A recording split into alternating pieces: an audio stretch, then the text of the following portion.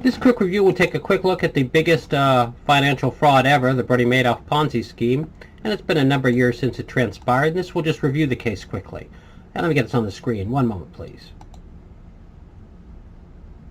Hard to believe, but 10 years ago today, Bernie Madoff, well known on Wall Street but hardly a household name anywhere else, confessed to his sons that his $65 billion fund was simply a giant Ponzi scheme. To say the least, it was the last thing the battered financial markets needed in the fall of 2008, and the ripple effect, even to this day, has been massive.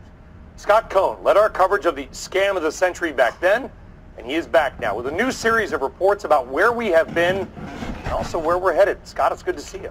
Good to see you, Brian. Madoff's sons famously turned their father into the feds almost right after he confessed, and the next day Madoff confessed to the FBI as well. He is marking this 10th anniversary of the scandal quietly at the medium security federal prison in Butner, North Carolina, where he turned 80 this spring, now 9.5 years into a 150-year prison sentence. It's where, a few years ago, I spent a surreal 2 hours with Madoff behind bars. What do you have to say to the public, to your investors? To hear Bernie Madoff tell it, running a giant Ponzi scheme was stressful, even before he got caught. Life in prison was kind of a respite. It's kind of like being in the Army, he told me in 2013, only you're not worried about getting killed. Madoff's lead defense attorney, Ira Lee Sorkin, is still in touch with his most famous client. He's doing okay for 80 years old. There's a respect from the prison population. I think he's got that. And it's, you know, it's prison, but it's not the max.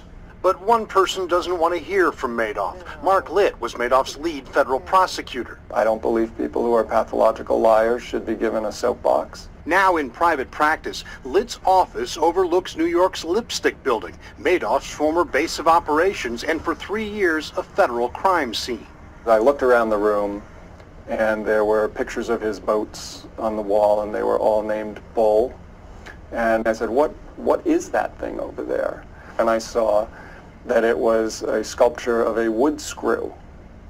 And it all of a sudden hit me that here I was, the prospective investor, surrounded by bull and getting screwed, but I didn't know it.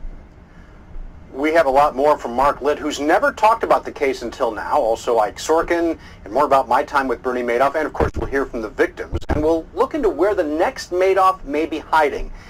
It is all on a special American Greed podcast series. It starts today. Madoff, 10 years later. You can subscribe on Apple Podcasts or wherever you get your podcasts. Brian? You've talked to the man. You've talked to Bernie Madoff. Yeah. What's he like in person?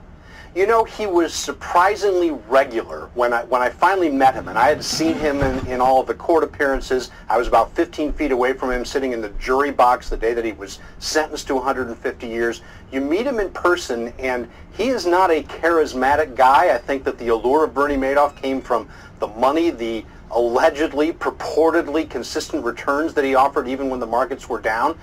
People were drawn to him that way, but it was surprising to me how just normal he seemed. It was almost, that in a way was really unsettling.